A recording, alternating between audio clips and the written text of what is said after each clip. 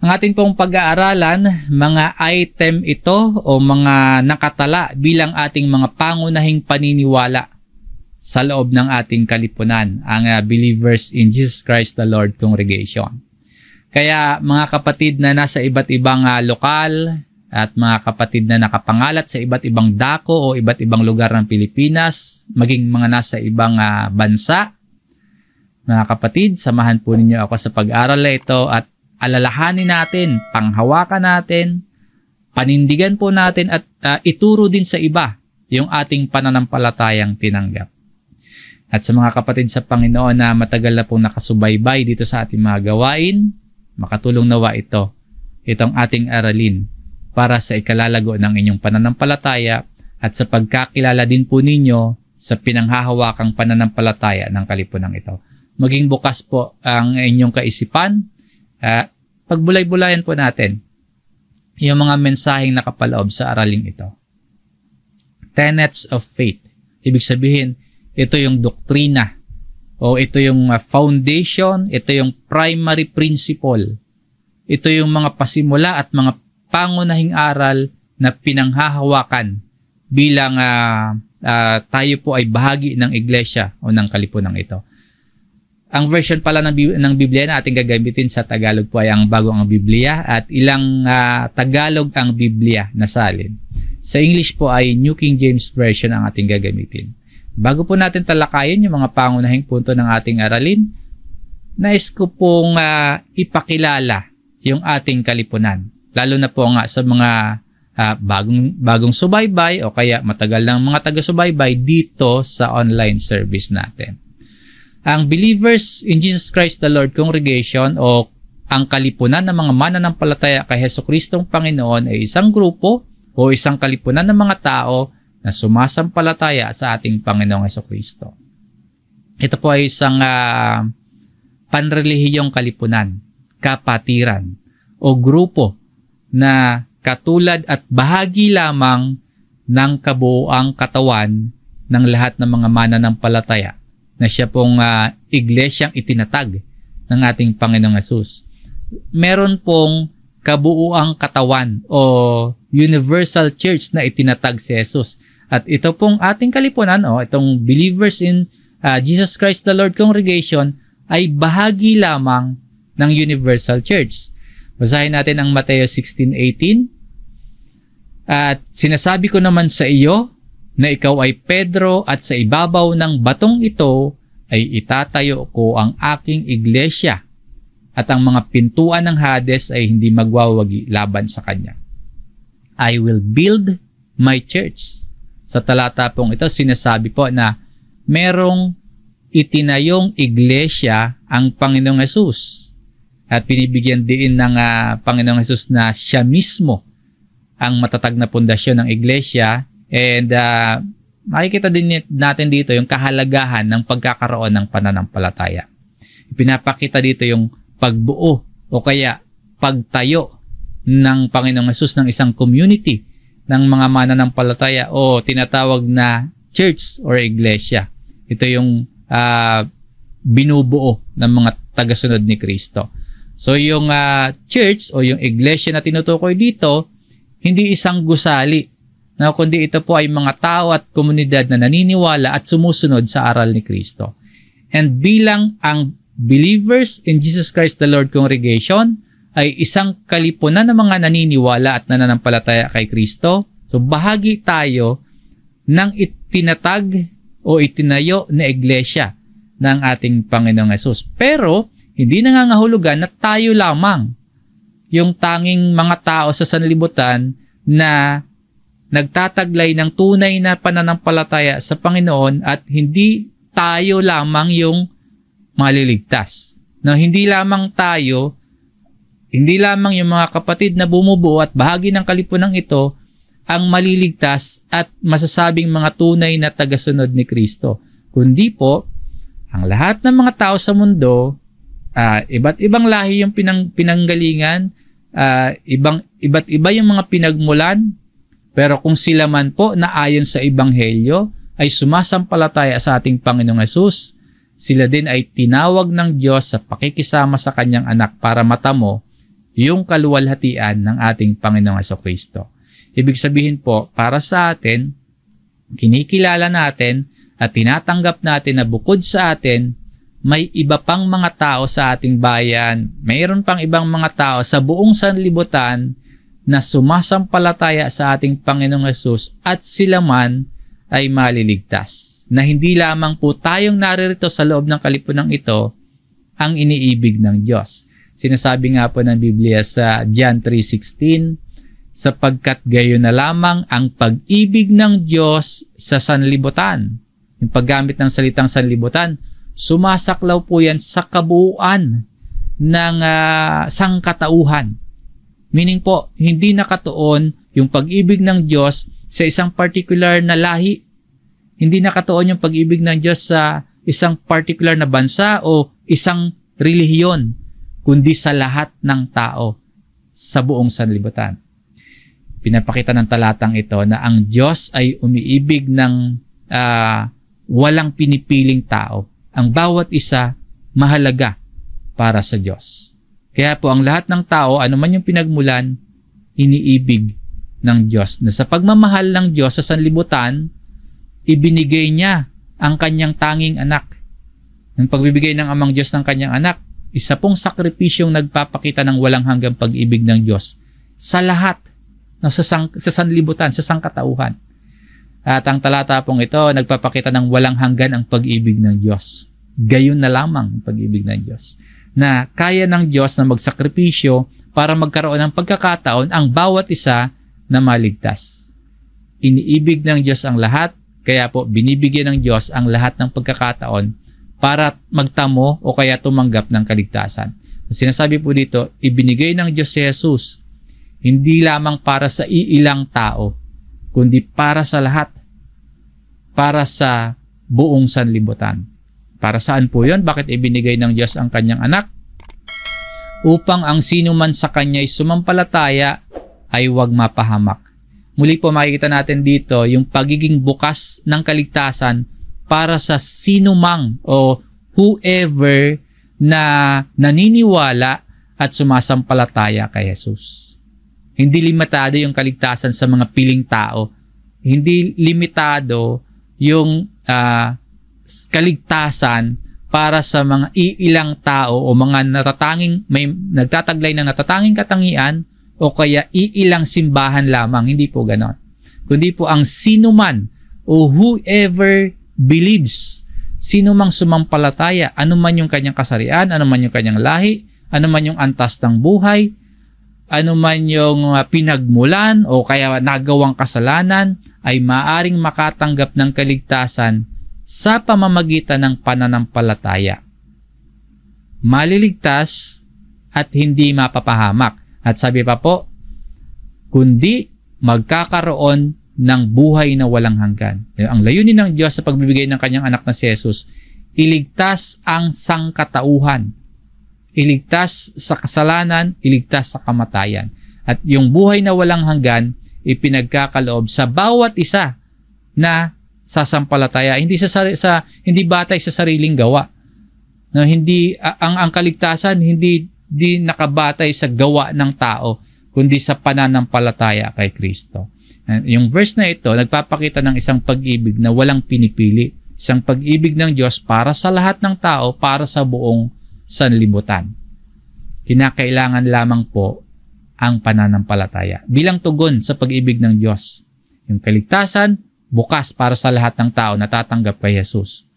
Ang salvation po ay bukas sa lahat ng tao na maniniwala kay Jesus bilang tagapagligtas. Maging sa panalangin ng Panginoong Jesus mismo, ganito ang kanyang sinasabi. Basahin natin itong John 17 verse 21. Upang silang lahat ay maging isa, gaya mo, Ama, na nasa akin at ako'y sa iyo. Sana sila'y manatili sa atin. Upang ang sanlibutan ay sumampalataya na ako'y sinugo mo. Naglalayon po na ang buong mundo o ang sanlibutan ay sumampalataya kay Jesus na si Jesus ang sinugo ng Ama.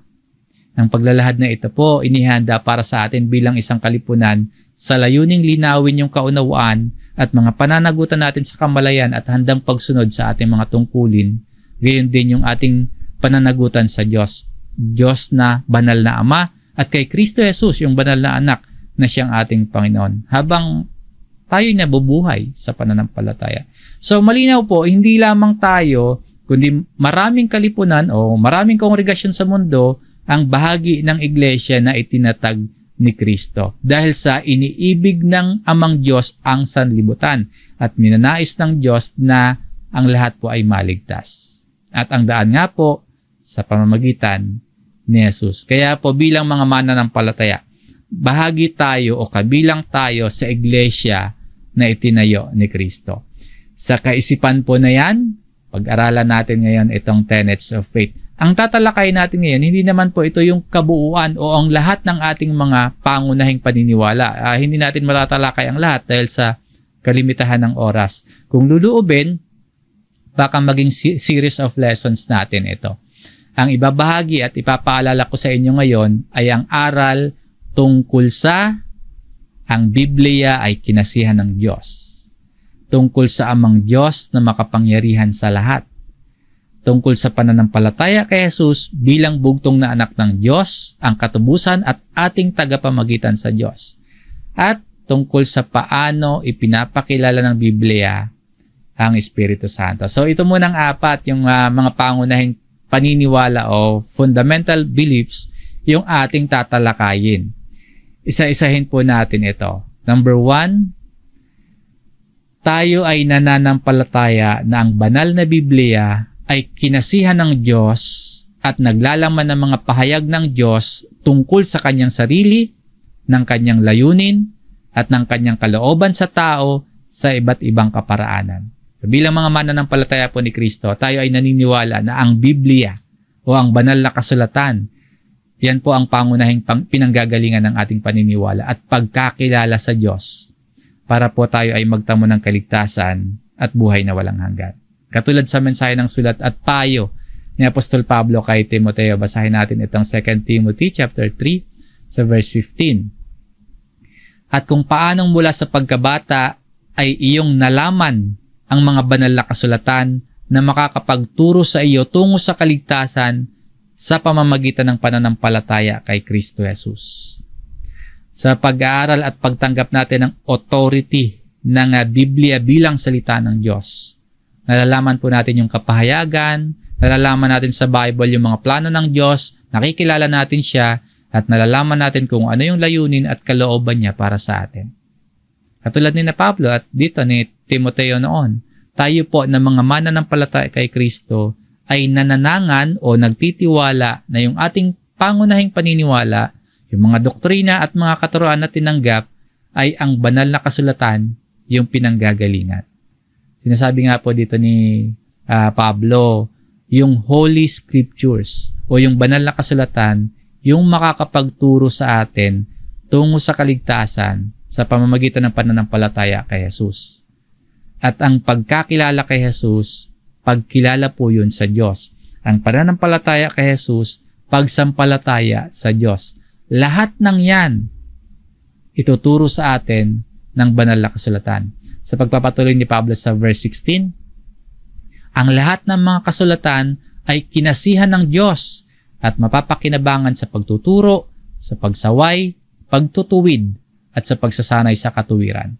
Bagamat meron po tayong matututunan patungkol sa Diyos, meron tayong matututunan tungkol sa Diyos sa pamamagitan ng kanyang mga nilikha, sa pamamagitan ng mga nangyayari sa ating kapaligiran, may matututunan tayo tungkol sa Diyos.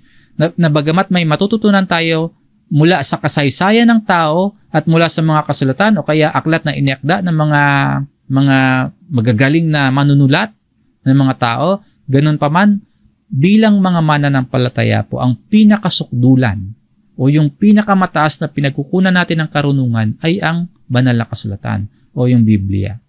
Sinasabi po dito, all Scripture, kinasihan ng Diyos. Sa katuruan po at katotohanan ito, naniniwala tayo sa halaga ng Biblia na ito ay mula sa Diyos.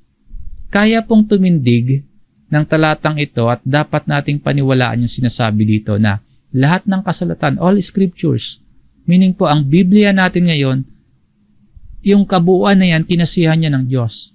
At mula sa Diyos. So dahil mula yan sa Diyos, naglalaman yan ng pahayag ng Diyos tungkol sa kanyang sarili. Kung ang buong kasulatan ay kinasihan ng Diyos, malalaman natin doon yung layunin ng Diyos at kalooban ng Diyos sa tao sa iba't ibang kaparaanan. Yung bawat bahagi po ng Biblia mula sa Diyos, ipinahintulot ng Diyos at kinasangkapan naman yung mga tao, yung kakayahan ng tao, nang sa gayon po matuturuan ng marami tungkol sa katotohanan. May itatama yung mga maling gawain, matutuwid yung mga pagkakamali at sasanayin yung mga mananampalataya sa matuwid na pamumuhay. Yung talata din pong ito, naghihikayat sa atin na isabuhay yung aral ng Biblia at gamitin natin yung mga mensahe dito bilang sandigan sa ating pang-araw-araw na pamumuhay. Gabay sa pang-araw-araw na pamumuhay natin na maging kalugod-lugod at katanggap-tanggap tayo sa harapan ng Diyos at lumalago tayo sa ating pagsunod kay Kristo. Sa pagpapatuloy po ni Pablo sa verse 17, upang ang tao ng Diyos ay maging ganap, nasasangkapang lubos sa lahat ng mga gawang mabuti. Ang banal na kasulatan o ang Biblia na siyang panuntunan ng pananampalataya at ng mga pag-uugaling Kristiyano para sa mga mananampalataya. So bilang mga mananampalataya tayo, naniniwala tayo na yung kasulatan, yung Biblia, ang salita ng Diyos ay hindi lamang para magkaroon tayo ng kaalaman, kundi para lumago umunlad yung ating karakter at nasa tamang pagkilos tayo bilang mga mananampalataya, bilang mga tao ng Diyos. Ang kasulatan po nagbibigay sa atin ng ating kailangan para magampanan natin yung mga gawaing ipinapagawa ng Diyos. At gagawin natin yun ng may katapatan at may kabanalan.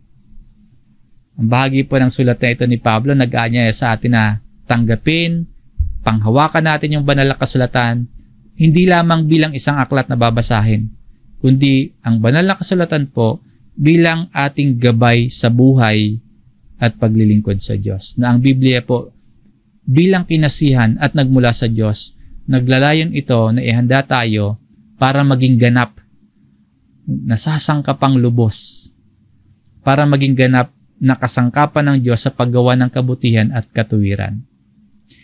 Yan po yung ating pangunahing paniniwala ang patungkol sa banal na kasulatan. Ang kasunod po, tayo ay nananampalataya sa isang Diyos na makapangyarihan sa lahat, ang Ama na nasa ibabaw ng lahat at walang kapantay, na sa Kanya ang lahat ng mga bagay. So naniniwala po tayo sa isang Diyos na dakila, makapangyarihan sa lahat, yung ating Ama na walang kapantay at nasa ibabaw ng lahat. Yan yung isa sa pangunahing paniniwala natin. So matapos nating mapagtibay na ang Biblia ay kinasihan ng Diyos, sa Biblia naman po mahayag kung sino at ano ang katangian ng Amang Diyos. Amang Ama na Diyos na makapangyarihan sa lahat. Na sa kagandahang loob ng ating Ama, ipinahayag niya ang kanyang sarili. Inireveal niya yung kanyang sarili sa atin. Tayo na makasalanang tao, tayo na may limitasyon, tayo na may kamatayan, ipinakita niya at ipinakilala ng Diyos ang kanyang sarili para dalhin tayo sa buhay na pakikisama sa Kanya.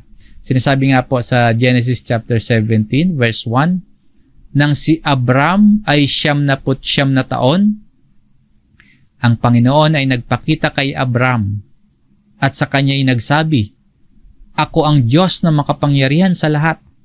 Lumakad ka sa harapan ko at maging walang kapintasan. Ito po yung kinikilala at sinasampalataya na nating isang Diyos na makapangyarihan sa lahat. Ang pagpapakilala po dito ng Diyos na siya ay pinakamakapangyarihan sa lahat ay naghahayag ng kalagayan niya na mataas at walang kapantay na katangian ng ating Diyos. Sa kabila po ng limitasyon ni Abraham, at sa kabila ng limitasyon nating mga tao, ipinapakilala sa atin ng Diyos kung sino siya. Inihahayag sa atin ng Diyos ang kanyang sarili na sa kanya po ay walang imposible. Na ang Diyos ay sapat at makapangyarihan na kaya niyang tuparin ang mga pangako niya.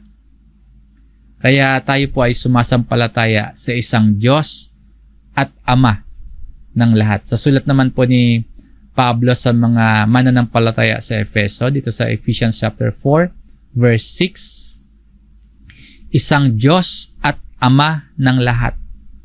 Yan ang ating paniniwala, pangunahing pananampalataya. Itinuturo sa atin dito na ang Diyos ay hindi lamang Diyos at Ama ng iilang tao, kundi ang Diyos at Ama ng sangkatauhan. Nag-iisang tunay na Diyos at Ama ng lahat ng mga mananampalataya. Sa pagpapakilala bilang Ama, pinapakita po rito yung pag-ibig, yung pag-aaruga, at pagkamakapangyarihan ng Diyos. Sabi pa, na siyang nasa ibabaw ng lahat.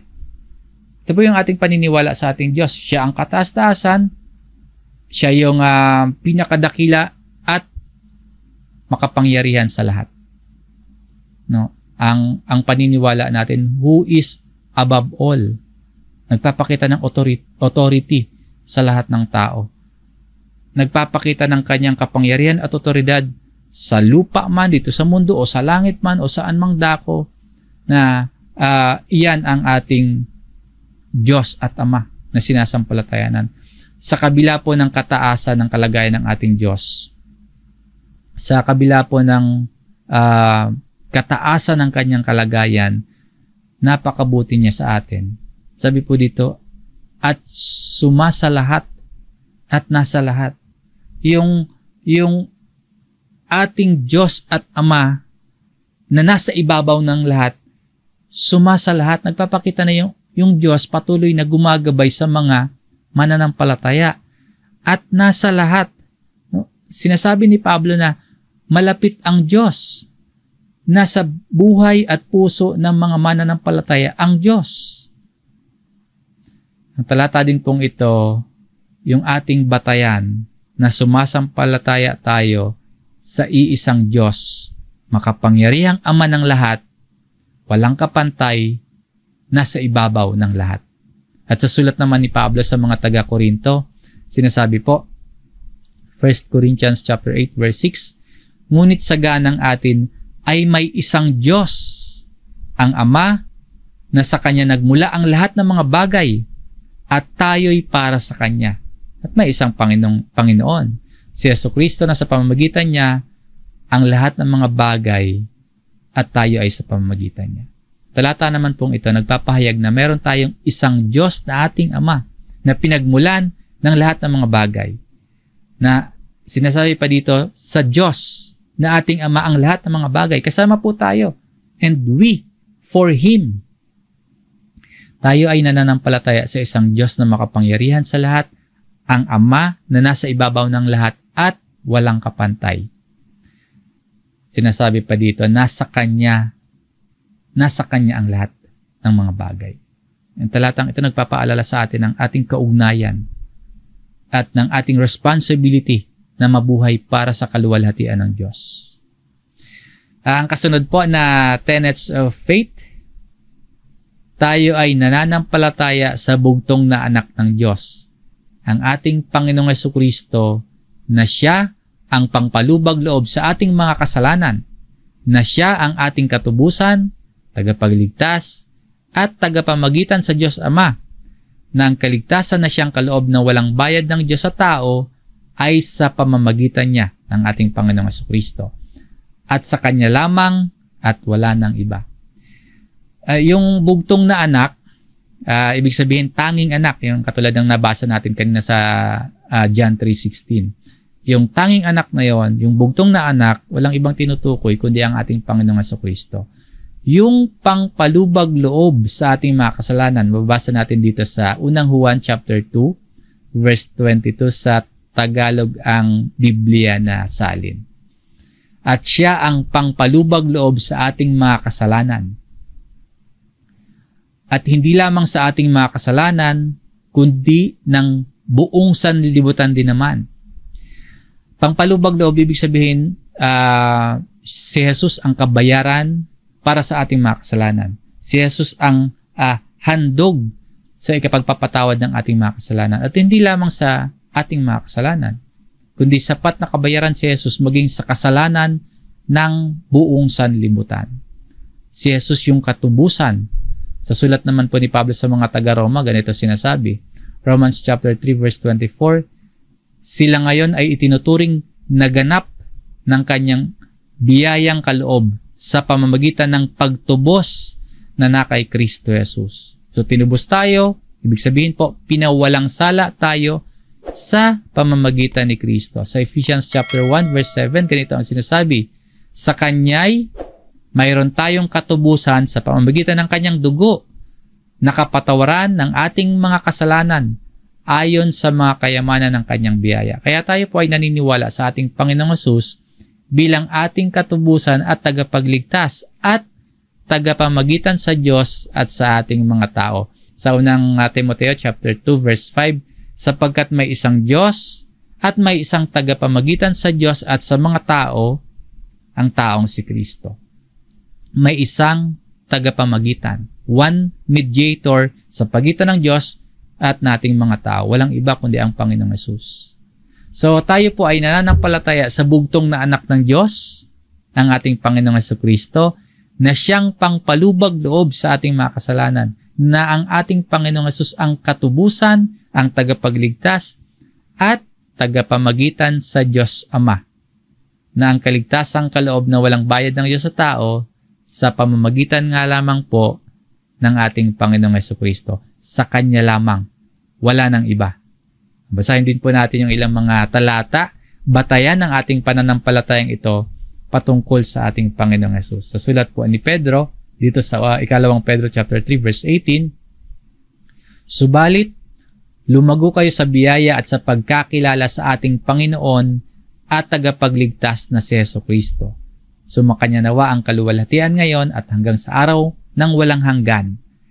Amen. Ang ating tagapagligtas, si Jesus. Sa sulat ni Juan, unang Juan chapter 4 verse 14, at nakita namin at sinasaksihan na sinugo ng Ama ang anak bilang tagapagligtas ng sanlibutan. Sinasabi po dito, walang ibang tagapagligtas ng sanlibutan. Sinasaksihan nila na sinugo ng Ama ang anak. Walang ibang tagapagligtas ang sanlibutan kundi si Jesus. Gayon din sa ikalawang sulat ni Pablo kay Timoteo, 2 Timothy chapter 2 verse 10, kaya't aking tinitiis ang lahat ng mga bagay dahil sa mga hinirang upang kamtan din nila ang kaligtasan kay Kristo Jesus na may kaluwalhatiang walang hanggan. So walang iba o hindi kanino paman kundi sa Panginoong Hesus. Sa Kanya lamang matatagpuan ang kaligtasan. At sabi nga po sa Gawa chapter 4 verse 12, walang kaligtasan sa kanino paman, sapagkat walang ibang pangalan sa ilalim ng langit na ibinigay sa mga tao na ating ikaliligtas.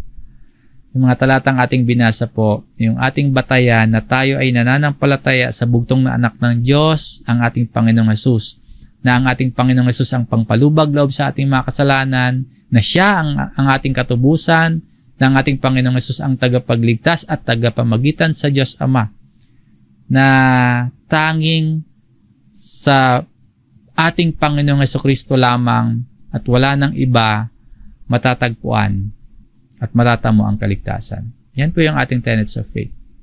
At sa panghuli na ating tatalakayin sa aralin natin ito, biblikal na pagkilala sa Espiritu Santo. Sa ikaapat po, tayo ay nananampalataya na ang Espiritu Santo ay sinugo ng Diyos Ama sa pangalan ng Kanyang anak na si Hesukristo. Ang Espiritu Santo ay ang mga aliw na sinugo din ng anak mula sa Ama. So ito po ang isa pang pangunahing paniniwala na ating tinanggap, pinangahawakan sa kalipunan ito. Sa mga kapatid na baka nakalimutan na saglit ito, at sa mga kapatid naming mga taga-subaybay sa online service natin, kung napansin po ninyo, sa pasimulang mga doktrinang ating tinalakay kanina, nakita po natin yung pagkakakilanlan ng ating Amang Diyos bilang Siya, ang ating Ama, ang makapangyarihang Diyos. At nakita din po natin yung ibang kalagayan ng ating Panginoong Hesus, na hindi po si Jesus ang Ama, At ang amang Diyos ay hindi din po ang Panginoong Hesus. Kung napansin po niyo sa mga una nating natalakay ng mga pangunahing paniniwala.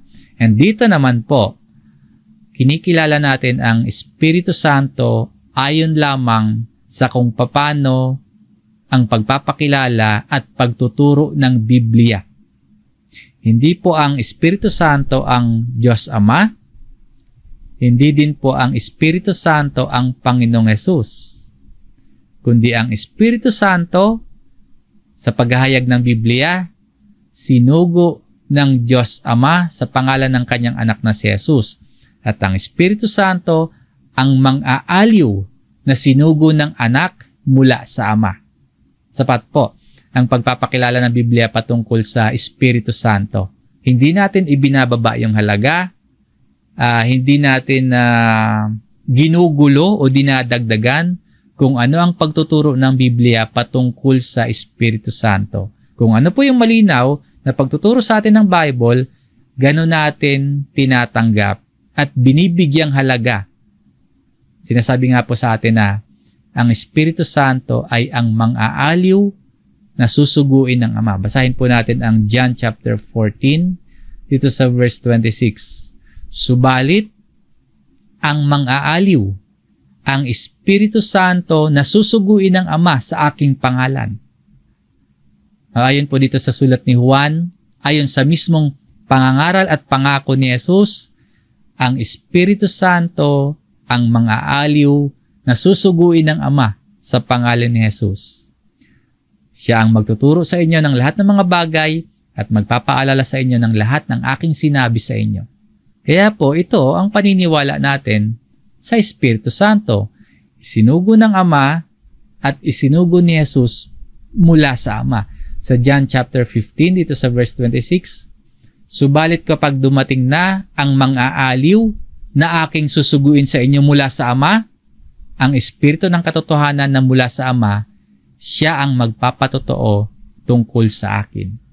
Ang tinutukoy din po dito ng Panginoong Hesus ang Holy Spirit, ang Espiritu ng katotohanan. So malinaw po ang pagpapakilala ni Jesus sa Espiritu Santo, ang mga aliw na sinugo ng Ama at isinugo ni Jesus mula sa Ama. Hindi natin dinadagdagan, hindi rin natin binabawasan yung paglalahad at pagpapakilala ng Biblia. Kaya sa ating kalipunan po, ganito natin kinikilala at binibigyang halaga ang Espiritu Santo, na hindi po ang Ama at hindi ang Anak ang Espiritu Santo na sinasabing iisa lamang sila. Sa makatuwid po, kinikilala natin na ayon sa Biblia ang Espiritu Santo hindi sinasabi o hindi ipinapakilala na Diyos at hindi Diyos. Ang Espiritu Santo hindi natin mababasa na sinasabing Diyos at hindi Diyos. Sapat po ang pagpapakilalang ito ng Biblia patungkol sa Espiritu Santo. Sa kabuuan po ng Bible, hindi natin mababasa na itinuturo o kaya iniutos na luhuran, na sambahin at dalanginan ang Holy Spirit bilang Diyos. Pero muli, hindi din po natin mababasa na direktang sinasabi na hindi Diyos ang Holy Spirit. Ang sa atin lamang po, kung ano yung malinaw na paghahayag ng Biblia, katulad dito sa sulat ni Juan na mismong pananalita ng ating Panginoong Hesus, ang Espiritu Santo ay ang mang-aaliw. Bakit isinugo at ano ang papel na gagampanan ng Espiritu Santo? Basahin natin ang chapter 16 dito sa sulat ni Apostol Juan, simula sa verse 7 hanggang verse 14. Gayunmay, sinasabi ko sa inyo ang katotohanan. Makakabuti sa inyo na ako'y umalis, sapagkat kung hindi ako aalis, ang mang-aaliw ay hindi darating sa inyo. Ngunit kung ako'y umalis, siya'y susuguin ko sa inyo. Ipinapaliwanag dito ni Jesus yung sa kanyang mga listeners, sa kanyang mga alagad na ang kanyang pag-alis ay kinakailangan para yung banal na espiritu, yung mga aliw, ay makarating sa mga mananampalataya. Sa verse 8, at pagdating niya, kanyang susumbatan ang sanlibutan tungkol sa kasalanan, sa katuwiran, at sa kahatulan. Ipinapahayag naman dito ng Panginoong Hesus ang gagawin ng Espiritu Santo. Ipapakita yung kasalanan, ipapakita sa tao yung nagiging dahilan ng pagkahiwalay nila sa Diyos na kasalanan. At ituturo din ng Espiritu Santo yung katuwiran o yung tamang pamumuhay sa harap ng Diyos kung paano namuhay ang Panginoong Hesus. At ipapahayag din yung paghatol sa kasalanan. Ito po yung papel ng Espiritu Santo sa puso ng tao. Tutulungan tayo na makita yung ating pangangailangan na kaligtasan at katotohanan ng Diyos. Ganito po ang paliwanag ni Jesus tungkol sa tatlong aspeto ng gawain ng Espiritu Santo sa sanlibutan ito. Yung susumbatan ng sanlibutan tungkol sa kasalanan, sa katuwiran, at sa kahatulan. Sa verse 9 to 11, ganito po yung paliwanag ng Panginoong Hesus. Tungkol sa kasalanan, sapagkat hindi sila sumasampalataya sa akin. Sa 10, tungkol sa katuwiran, sapagkat ako'y pupunta sa Ama at hindi na ninyo ako makikita. Sa 11, tungkol sa kahatulan, sapagkat ang pinuno ng sanlibutan ito ay hinatulan na. Pinapaliwanag ni Jesus na ang banal na Espiritu yung maghahayag ng katotohanan sa tao patungkol sa kasalanan, sa katuwiran, at sa paghahatol. Gagabayan ng Espiritu Santo ang tao sa pagkilala sa kasalanan ng kawalan ng pananampalataya, sa katuwirang makikita sa buhay ni Jesus, at gagabayan ng Espiritu Santo ang tao sa tagumpay laban sa kasamaan. Sa verse 12 po, sa pagpapatuloy ng ating Panginoong Hesus, mayroon pa akong maraming bagay na sasabihin sa inyo, ngunit hindi ninyo kayang dalhin sa ngayon. So, pinapaalam naman dito ng Panginoong Hesus na hindi pa handa sa panahong yan yung mga alagad na kausap niya. Hindi pa nila makakayanan na dalhin yung lalim at bigat ng kabuuang pagpapahayag niya o ipapahayag niya.